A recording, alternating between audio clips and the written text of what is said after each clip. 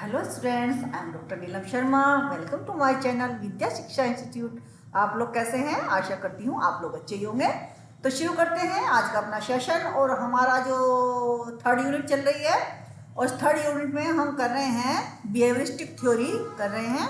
और behaviouristic theory में भी कल हमने आपको बता दिया था लर्निंग क्या होती है, और इवान पावलोव की जो कंडीशनिंग थ्योरी थी वो करा दी थी। आज हम बिहेवियरिस्टिक थ्योरी में कराएंगे जेबी वाटसन को, गुथरी को और थॉर्नडाइक को। तो सबसे पहले हम करते हैं जेबी वाटसन। तो JB Watson was a behaviourist psychologist. इनका जो ईयर था वो था 1878 से 1950 का। मतलब सब कई बुक्स में अलग भी दिया गया है। तो 1878 से टू 1958, ठीक है, ये इनका समय था। तो ये वाज बिहेवियरिस्ट साइकोलॉजिस्ट हु इन्होंने क्या किया था कि जो इवान पावलोव की जो कंडीशनिंग, क्लासिकल कंडीशनिंग थ्योरी थी, इसी को ही आगे बढ़ाया था। इन्होंने माना था कि जो व्यक्ति एक्टिविटीज करते हैं, जेबी वाटसन जी ने माना था कि जो व्यक्ति एक्टिविटीज करते हैं वो उनके हैबिट की वजह से करते हैं, जो हैबिट फॉर्मेशन की वजह से करते हैं। जितनी भी ह्यूमन एक्टिविटीज होती हैं सब हैबिट फॉर्मेशन की वजह से होती हैं, ये मानते थे। और ये जो क्लासिकल कंडीशनिंग की पूरे सहमत थे इवान पावलोव के साथ, जेबी वाटसन, ठीक है। तो the work by Watson and Pavlov, है ना, is referred as classical conditioning and is be summarised as stimulus response theory. भी इनकी जो थ्योरीज को कहा जाता है स्टिमुलस रेस्पॉन्स थ्योरी, क्योंकि बिल्कुल ऐसी है जैसे कि classical conditioning theory of Ivan Pavlov की, ठीक है। JB Watson was heavily convinced by Pavlov work and asserted that learning was a process of building conditioned reflexes through the substitution of one stimuli for another। इनका ये मानना था कि कोई भी जो जो क्लासिकल कंडीशनर की तरह था कि जो सब्स्टिट्यूशन होता है ना, एक स्टिमुली के ऊपर दूसरा स्टिमुली जो सब्स्टिट्यूशन होता है, जैसे कि घंटी थी, है ना, जैसे घंटी थी और खाना था, तो एक स्टिमुलस के ऊपर दूसरा स्टिमुलस जब हम प्रयोग करते हैं तो जो रेस्पॉन्स होता है वो जो है was a process of building conditioned reflexes through the substitution of one stimulus for another response. उन्हें कहते हैं कि जो कंडीशन जो रिफ्लेक्सेस होती है, प्रतिक्रियाएं होती है, कंडीशन जो क्रिया प्रतिक्रिया होती हैं वो इस वजह से होती है कि एक सब्स्टिट्यूट के साथ हमने दूसरा सब्स्टिट्यूट ऑफ स्टिमुलस दे दिया। तो इस तरीके से जो है कंडीशन क्रियाएं, रिफ्लेक्सेस क्रिया प्रतिक्रिया होती हैं, इनका भी ये मानना था। और वाटसन कहते हैं कि लॉ ऑफ एक्सरसाइज, इनका मानना था कि लॉ ऑफ एक्सरसाइज और फ्रीक्वेंसी, ये इसको मानते थे। लेकिन ये क्या मानते थे कि ये मानते थे कि हम किसी भी हैबिट को, किसी भी हैबिट को, कनेक्शन को स्ट्रेंथन कर सकते हैं, मजबूत कर सकते हैं, लेकिन जरूरी नहीं है कि इसमें रिइंफोर्समेंट और रिवार्ड हो। यानी कि रिवार्ड और रिइंफोर्समेंट को ये नहीं मानते थे। ये मानते थे कि एक्सरसाइज जितनी इंपॉर्टेंट है इतने इंपॉर्टेंट रिवार्ड और रिइंफोर्समेंट नहीं है। तो ये एक इनकी एक्सरसाइज को मानते थे, एक्सरसाइज और फ्रीक्वेंसी को मानते थे, लेकिन जो है विदाउट रिइंफोर्समेंट और रिवार्ड, ठीक है। तो बिल्कुल एक जैसी है, एक दो चीज है जो उन्होंने नहीं मानी, रिइंफोर्समेंट नहीं माना, रिवार्ड नहीं माना, है ना। बाकी जो है सारी जो जेबी वाटसन जो है पूरे सहमत थे इवान पावलोव के साथ, कंडीशनिंग थ्योरी को बहुत अच्छी तरह से ही मानते हैं, उसी तरीके से मानते हैं जैसे इवान पावलोव मानते थे। तो अब आते हैं हमारे नेक्स्ट, ये तो मैंने बता दिया आपको, इसमें ज्यादा कुछ बताने को था नहीं।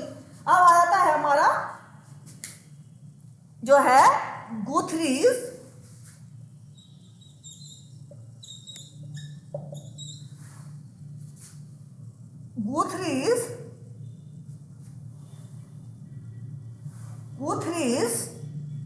theory of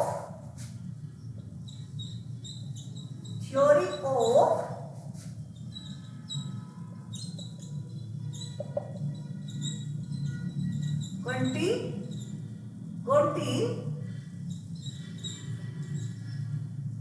यानी कि इसका मतलब कॉन्टिग्यूटी का क्या मतलब हुआ? समीपता या सानिध्य। इसका मतलब होता है सानिध्य,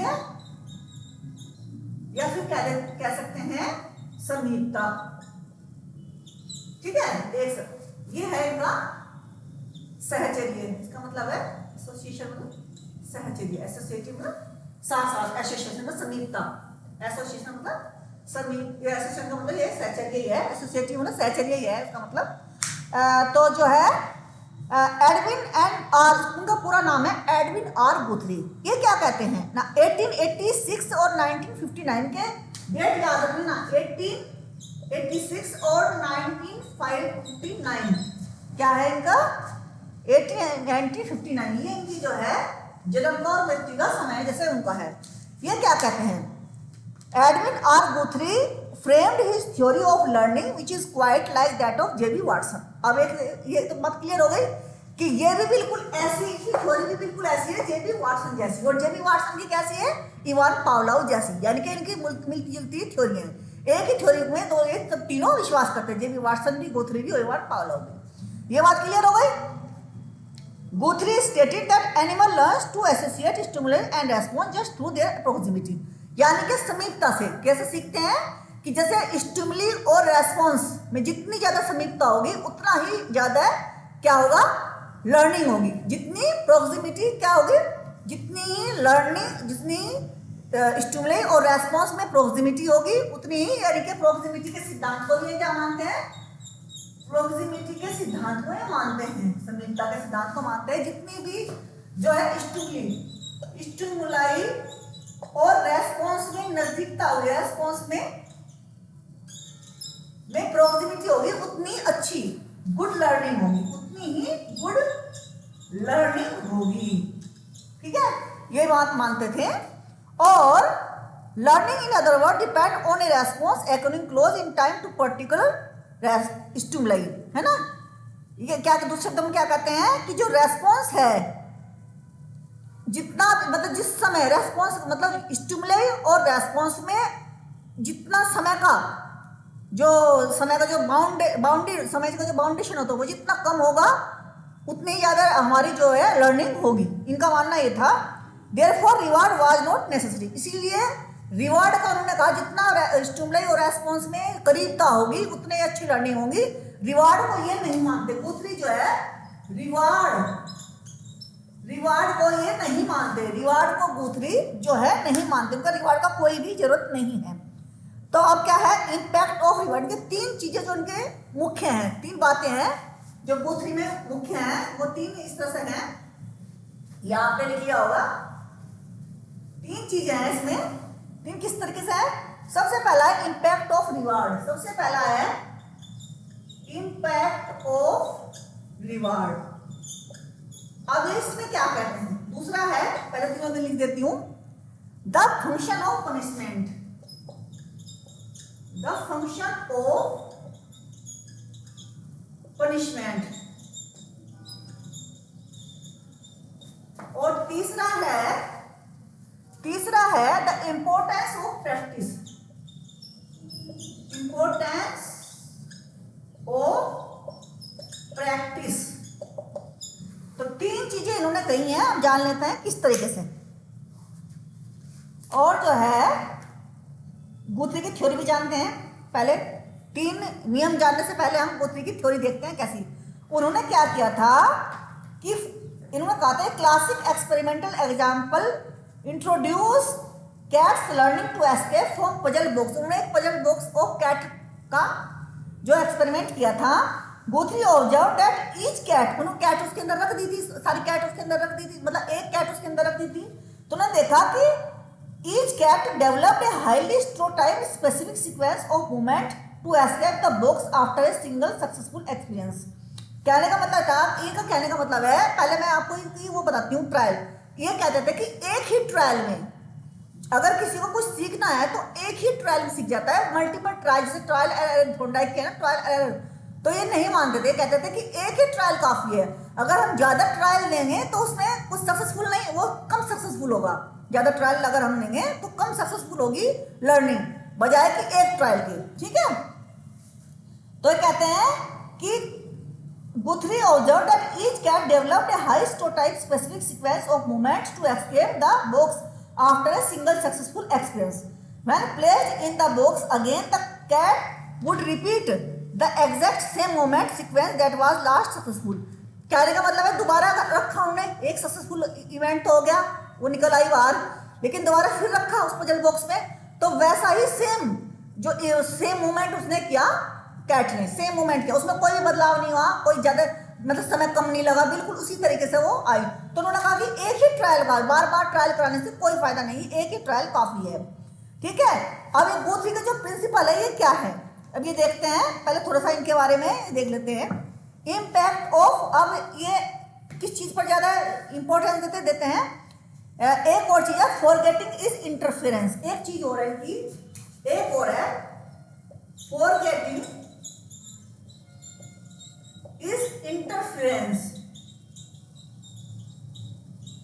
यानी कि जो फॉरगेटिंग है वो इंटरफेरेंस की वजह से है, इनका ये मानना है। तो सबसे पहले देखते हैं impact of reward, impact of reward ये क्या है, impact of reward, impact of reward है according to Guthrie the purpose of reward is not strengthen the similar response connection. उन्होंने कहा कि जो इम्पैक्ट ऑफ रिवार्ड का है वो कनेक्शन को बिल्कुल भी मतलब मजबूत नहीं करता है ना, वो मजबूत नहीं करता, rather than simply to change the stimulus, कि वो क्या करता है, जो स्टिमुलस है हमारा वो चेंज कर देता है, उस स्टिमुलस को चेंज कर देता है। यानी कि जैसे मान ली बिल्ली है, बिल्ली को बाहर रख दे खाना है तो स्टिमुलस को चेंज कर देता है, इस सिचुएशन की जो सिचुएशन होती है उसको चेंज कर देता है। ठीक है, when an individual is rewarded the stimulus is change, जब किसी भी इंडिविजुअल को हम रिवार्ड देते हैं तो उनका स्टिमुलस चेंज हो जाता है। मान लीजिए किसी ने, एक उदाहरण के देख लेते हैं, जैसे मान लीजिए किसी ने एक अच्छा काम किया, हमने उस रिवार्ड को, मान लीजिए किसी ने कविता सुनाई और हमने उसको रिवार्ड दिया कविता सुनाने के लिए, तो फिर से दोबारा से अगर हम वही कविता सुनेंगे तो उससे उसमें इंटरेस्ट कम हो जाएगा, दोबारा से वही, दोबारा से वही, फिर वही, है ना। तो इनका कहने का मतलब ये है।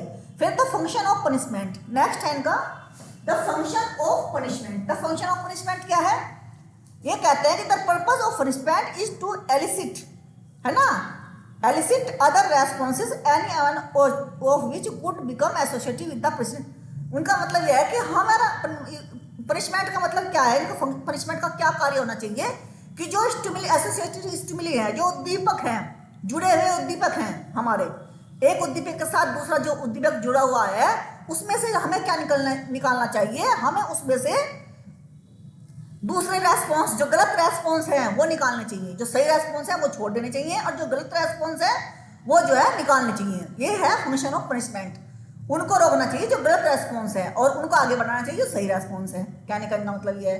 तो जो उनको जो स्टिमुलस के साथ लगे हुए, जो स्टिमुलस के साथ एक स्टिमुलस जो दूसरा स्टिमुलस लगा हुआ आता है, उसमें जो रेस्पॉन्स में जो कमियां हैं, है ना, रेस्पॉन्स में जो punishment to elicit other responses, जो अदर रेस्पॉन्सेज है, जो गलत रेस्पॉन्सेज, उनको हटाना चाहिए।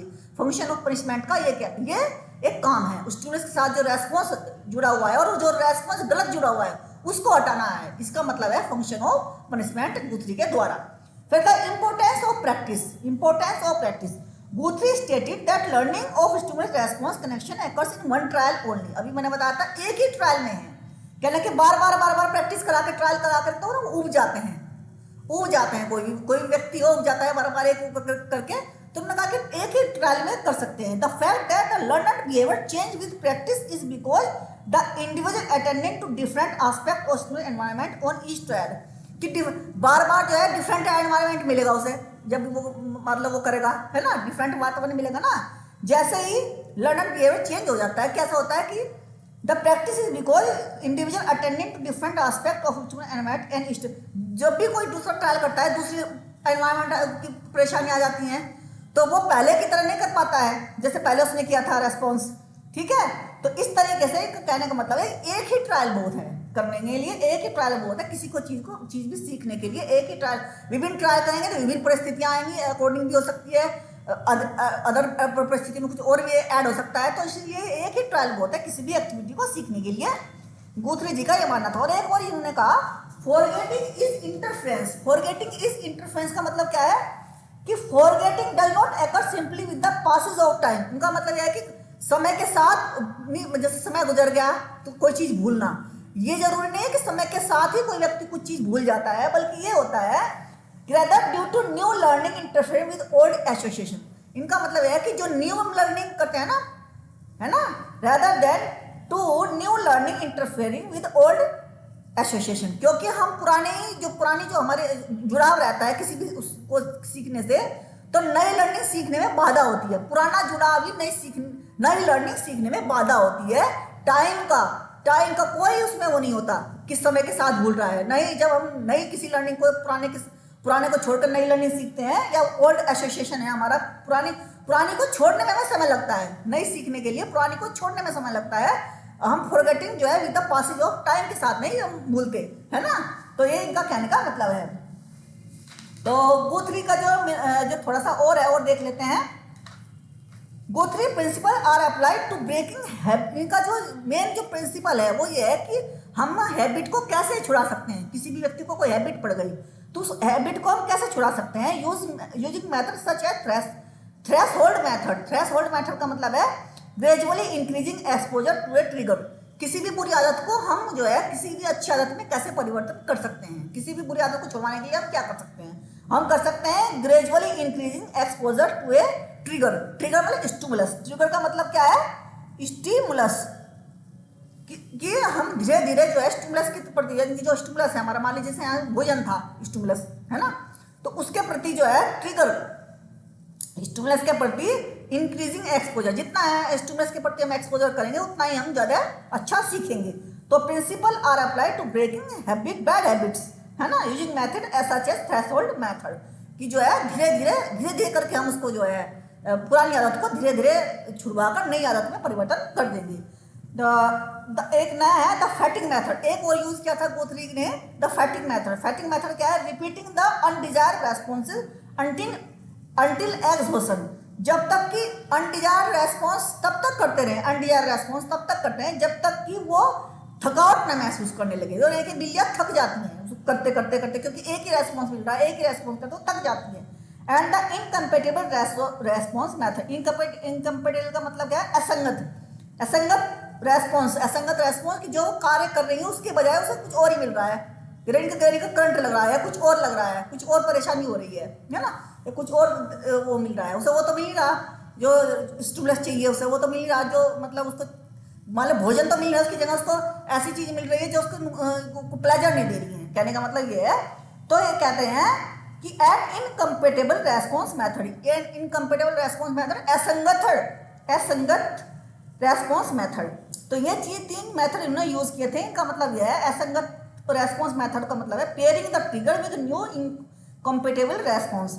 यानी कि जैसे कि इसका मतलब यह है, एक ही समय में, जैसे कि एक ही समय में 2 तरह की ट्रिगर होना, एक खुश रहना और एक उदास। यानी कि मान लीजिए किसी को एक ही समय में, तो मान लीजिए एक ही समय में जो है बिल्ली को दिक्कत भी हो रही है, उसी समय में उसको खाना भी मिल रहा है, कोई परेशानी वाला भी कार्य कर रही है और खाना भी मिल रहा है। तो इनका कहने का मतलब है ये दोनों चीजें एक साथ नहीं चल सकती, ठीक है। क्योंकि इन्होंने गुथरी ने तो इनके साथ जेबी वाटसन के साथ ही थे, या कह लीजिए एक ही समय मान लीजिए उसे घंटी बजा रही है, खाना मिल रहा है, तो जो है खाने के साथ लाट टपक रही है, तो वो एक साथ नहीं हो सकते हैं। बार बार अभ्यास के माध्यम से ट्रिगर और नई पट्टियों के बीच एक नया संबंध स्थापित करना, है ना। जो बार बार अभ्यास जो क्रिया प्रतिक्रिया और जो है रेस्पॉन्स और स्टिमुलस रेस्पॉन्स के बीच की जो क्रिया प्रतिक्रिया चलती है, उनके बीच एक नया संबंध स्थापित करना, ये कहते हैं कि एक नया संबंध स्थापित करना है क्रिया प्रतिक्रिया के बीच में, रेस्पॉन्स के बीच में और स्टिमुलस के बीच में एक नया संबंध स्थापित करना है। तो जो है 3 चीजें महत्वपूर्ण हो गई। एक तो ये करते हैं जो गुथरी क्या कहते हैं कि बैड हैबिट्स को हटाना, है ना, और नई चीजें सीखना, बैड हैबिट्स को हटाकर नया करना।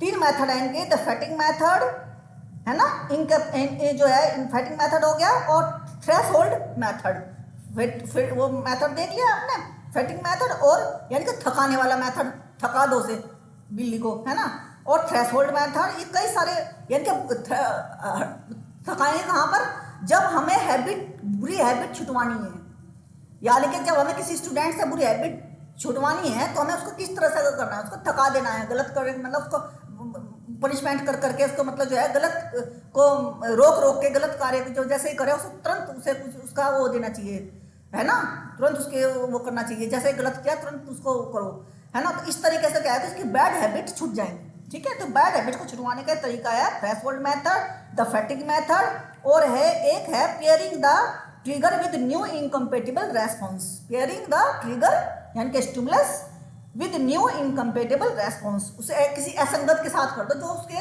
प्लेजर ना दे, उसे ऐसे के साथ उसको जोड़ दो। तो इस तरीके से जो है गुथरी का भी हो गया हमारा जो है क्या कहते हैं इसको, theory of associative by contiguity, यानी कि सानिध्य के साथ जो है Guthrie theory of association by contiguity. ये हो गई हमारी कंप्लीट। चार इसमें मैंने चार चीज़ें बता दी, जो इंपॉर्टेंट थी वो बता दिए, जो मेथड थे वे भी इंपॉर्टेंट है, यही आपको याद रखने हैं और ज़्यादा डिटेल में इसमें आपको जाने की जरूरत नहीं है। ठीक है, अब आ जाते हैं हमारी next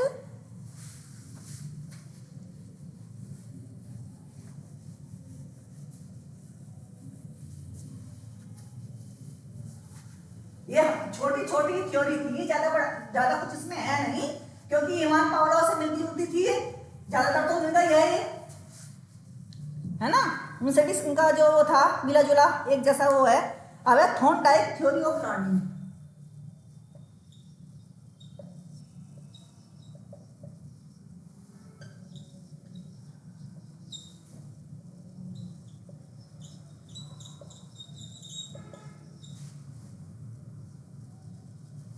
Thorndike theory of learning, इनका समय जान लेते हैं। 1875 से 1949 टू 1949 ये इनका समय है। समय जानना भी जरूरी है, ये आपको रटने ही है, समझना में कुछ नहीं है समय में। अब थॉर्नडाइक क्या कहते हैं? थॉर्नडाइक क्या आप जानते हैं, ट्रायल एंड एरर थ्योरी के नाम से भी मशहूर है। थॉर्नडाइक की जो है ट्रायल एंड एरर है ना।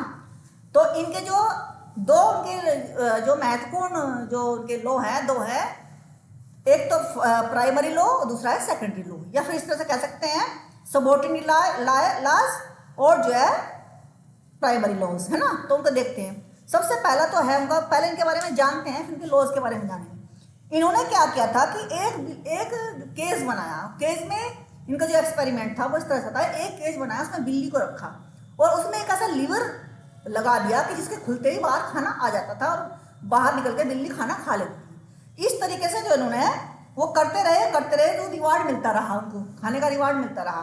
तो इस तरीके से ये कार्य करते रहे। मोटा मोटा मैंने एक्सपेरिमेंट बता दिया कि बिल्ली के ऊपर उनका एक्सपेरिमेंट था थॉर्नडाइक का। तो अब पूरे को जान लेते हैं।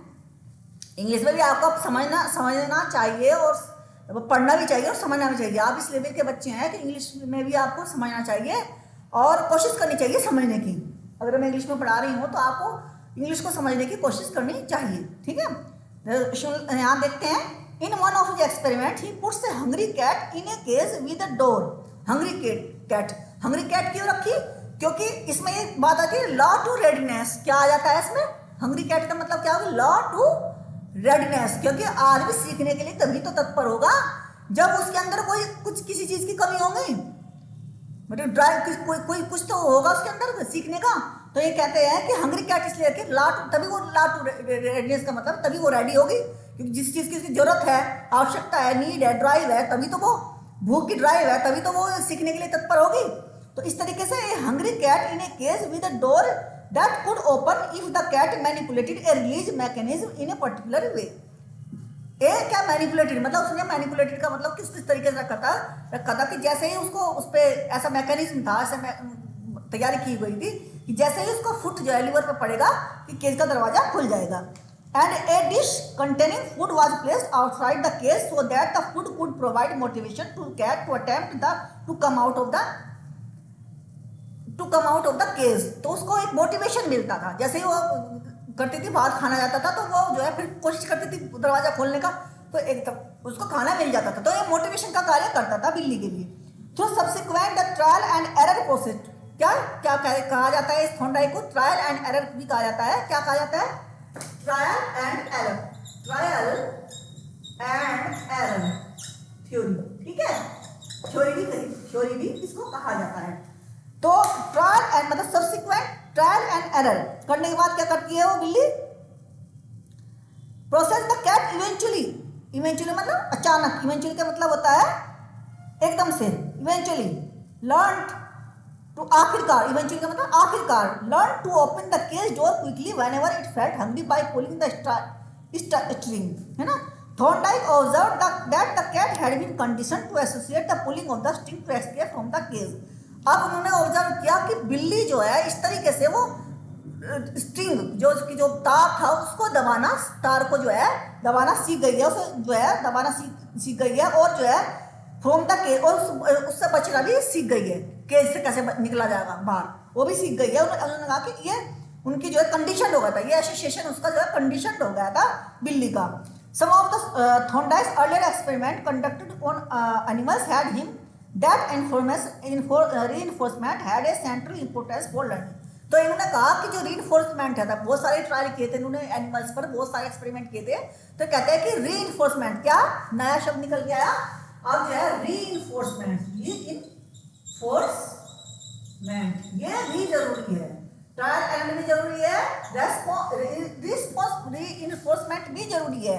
तो ये कहा कि रीइंफोर्समेंट हुआ had a central importance for learning, learning के लिए रीइंफोर्समेंट भी जरूरी है। He showed that the consequence of a response, अब है consequence of the response, क्या मतलब consequences of, है ना, किसका, रेस्पॉन्स का, यानी कि परिणाम क्या था, फूड, स्ट्रेंथ करेगा किसको, लर्निंग को, ठीक है। तो परिणाम सुखद है, खाना मिल रहा है बिल्ली को, तो जो उसकी जो वो लर्निंग है क्या हो रही है, स्ट्रेंथन हो रही है, मजबूत हो रही है उसकी, वो सीख रही है उस चीज को, स्ट्रेंथ हो रही है उसकी, ठीक है। अब जो है कनेक्शन बिटवीन द स्टिमुलस और रेस्पॉन्स, स्टिमुलस जो था और रेस्पॉन्स यानी कि खाने के प्रति उसकी जो प्रतिक्रिया थी वो स्ट्रेंथनिंग हो रही है। The reward of learning, reward of learning and not the simple occurrence of reward of learning, क्या था रिवार्ड ऑफ लर्निंग का, रिवार्ड ऑफ लर्निंग का क्या, रिवार्ड क्या मतलब food, reward of learning he turn he research as the law of effect, effect क्या law बनाया है, ना आ गया लॉ ऑफ इफेक्ट को मैं अच्छी तरह बताऊंगी आपको। अब है इसका लॉ इफेक्ट, क्या पड़ा, इफेक्ट ये हुआ कि वो जो है, इफेक्ट ये पड़ा कि वो खाना सीख गई, ये इफेक्ट पड़ा इसका, लर्निंग का प्रभाव क्या पड़ा कि वो खाना सीख गई, लीवर दबाना सीख गई, लॉ ऑफ इफेक्ट आ गया इस पे। दिस लॉ डेलिनेटेड बताता है that if stimulus is followed bye A positive response, इनका कहने का मतलब है यदि पॉजिटिव रेस्पॉन्स है, उसके खाने की जगह कोई कुछ और ऐसी हो जाती जो उसको पसंद ना होती, तो वो रेस्पॉन्स नहीं करती ना, सही रेस्पॉन्स नहीं करती, पॉजिटिव रेस्पॉन्स नहीं करती ना, अगर कुछ और होता, लेकिन खाना है चूंकि उसकी भूख लगी है, तो जो है लॉ ऑफ इफेक्ट है ये जो है, then the stimulus response connection is strengthen, इस तरीके से जो कनेक्शन है और रेस्पॉन्स का वो जो है स्ट्रेंथन हो जाता है। For example a response is strengthen if it is followed by pleasure and a response is weaken if it is followed by pain और डिस्प्लेजर, कुछ को करंट लगाते हैं, कुछ ऐसी बाय चांस खाने की जाए उसको पिटाई होती, पूरी कोशिश करती और बाहर निकलते उसकी पिटाई, बिल्ली की पिटाई हो जाती, तो वो उस क्रिया को नहीं करती, वो इतना प्रयास ही ना करती, तो उन्होंने कहा खाना मिला तो इसलिए उसने प्रयास किया और सीखने का भी प्रयास किया। The principle has become a core principle of behavioural theory that the end is known as reinforcement, है ना, तो ये क्या माना जाता है, रीइंफोर्समेंट भी इस थ्योरी का नाम है, ठीक है। अब जो है 3 लॉज हैं इसके, प्राइमरी लॉज देखते हैं। अब जो है 3 लॉज जो है प्राइमरी लॉज देखते हैं इसके, 3 लॉज,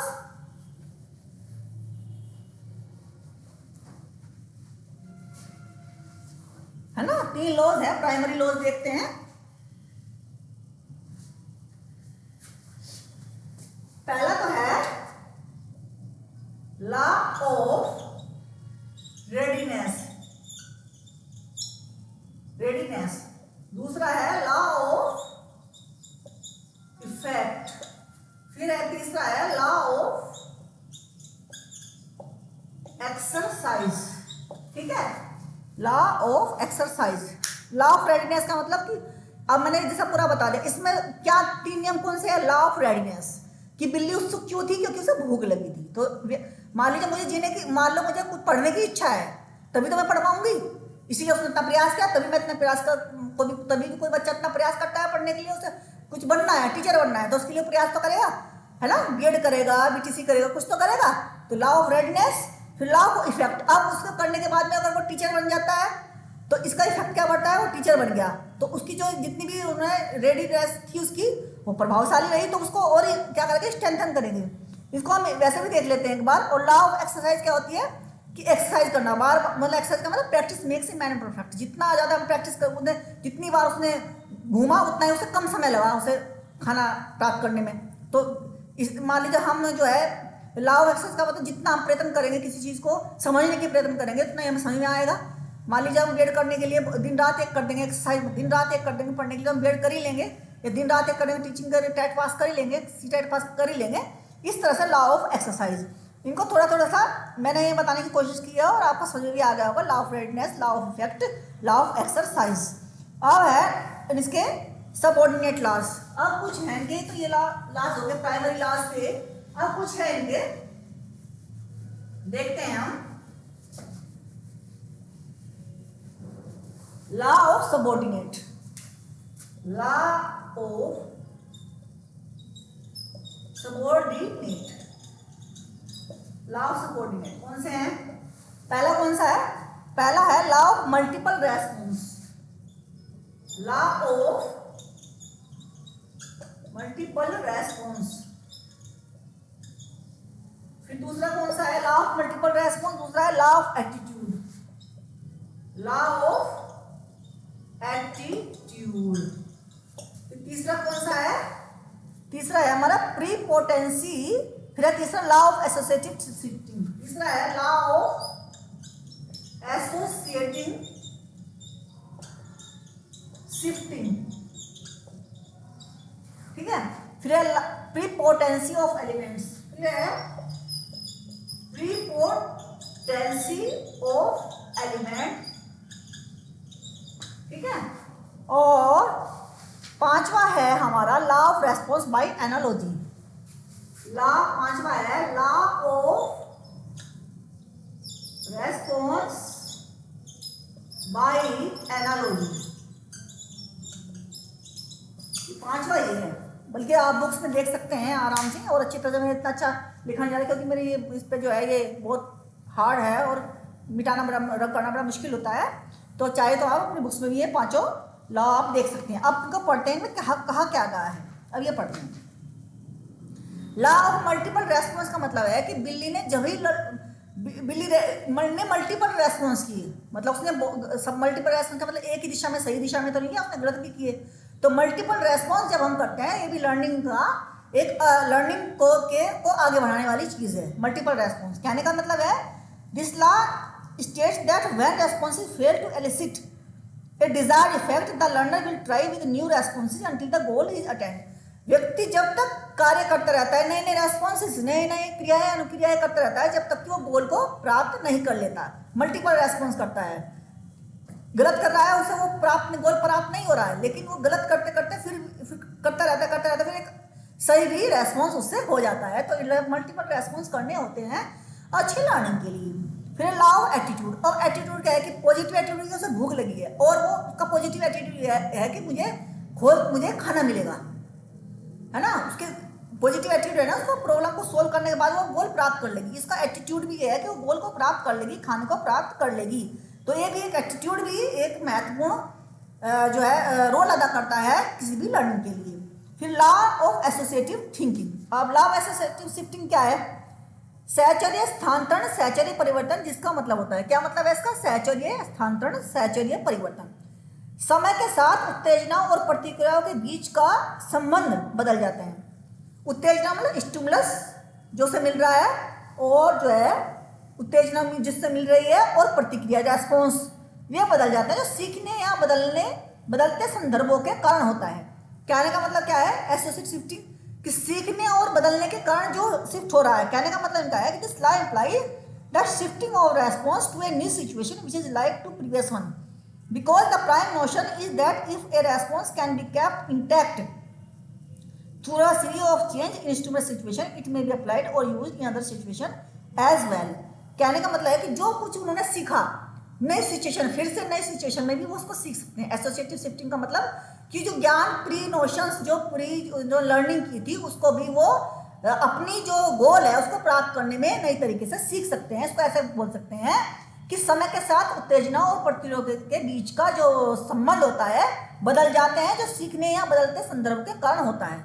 कम समय लगना शुरू हो गया था ना फिर उसे, जब उसने ज़्यादा एक्टिविटी करनी शुरू कर दी तो कम समय लगना शुरू हो गया था। जिससे व्यवहार और निर्णय लेने में बदलाव होता है। पहले वो जो गलतियां कर रही थी, एसोसिएटेड सिफ्टिंग मतलब जो पहले की रेस्पॉन्स से वो गलतियां कर रही थी और अपने गोल तक नहीं पहुंच रही थी, लेकिन अब उसने थोड़ा सा बदलाव किया उसमें, है ना, उसमें बदलाव हुआ, तो बदलाव के कारण वो अब सही तरीके से कार्य कर रही है। बदलाव भी एक वजह होता है, बदलाव, है ना, रेस्पॉन्स उसमें जो बदलाव होता है, बदलने जो सीखने या बदलते संघर्षों के कारण होता है, जो सीखने में जो बदलते जो है संदर्भ के कारण होता है, जिसमें व्यवहार और निर्णय लेने में बदलाव होता है। उसके व्यवहार और निर्णय लेने, उसने जो है वो गलती करना ना सीख करके जो जहाँ से जल्दी वो अपने गोल की तरफ पहुंच सकती थी, वो कार्य करना शुरू कर दिया, यानी कि इसमें एसोसिएटिव शिफ्टिंग हो गई, यानी कि लॉ ऑफ एसोसिएटिव शिफ्टिंग, इसका ये अर्थ है। फिर law of response by analogy. Law of response by analogy का क्या मतलब है?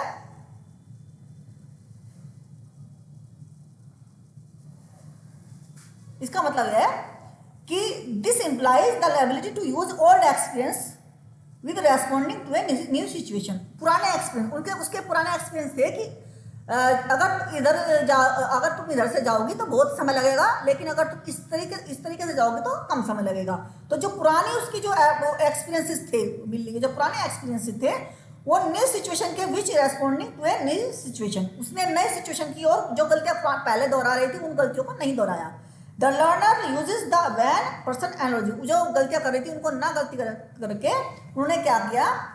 The learner uses this when the person analogy when he realized the similarity between the events। जब उसने जो है सिमिलरिटी देखी, सिमिलरिटी बिटवीन द इवेंट्स, दोनों इवेंट्स के बीच में जो समानता थी उनको पहचान कर गई, उसने जो है रेस्पॉन्स करना शुरू कर दिया, कैट ने, है ना। एनालॉजी का मतलब है समानता, पुरानी उसमें और उसमें जो पुरानी गलती थी उनमें और जो नया एक्टिविटी करी थी उनमें समानता दिखी कि कहाँ क्या करके वो जो है वो प्राप्त नहीं कर रही है, तो उन्होंने एनालॉजी समानता स्थापित की कि समानता क्या है इन दोनों में, दोनों गलतियों में समानता क्या है, जो अच्छा कार्य मतलब अच्छी जो गलतियां सुधर रही हैं उनमें क्या समानता है, जो गलतियां कर रही है उनमें क्या समानता है, उस समानता को देख करके फिर उसने नया रेस्पॉन्स किया।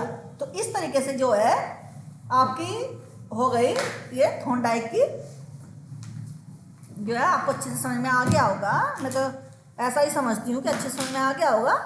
तो respect your teachers, respect your parents, और अब पेपर आपका होने वाला है और जो है आप अच्छे से तैयारी कीजिएगा, और नेक्स्ट हम जो पढ़ेंगे स्किनर, है ना। तो बाय बाय।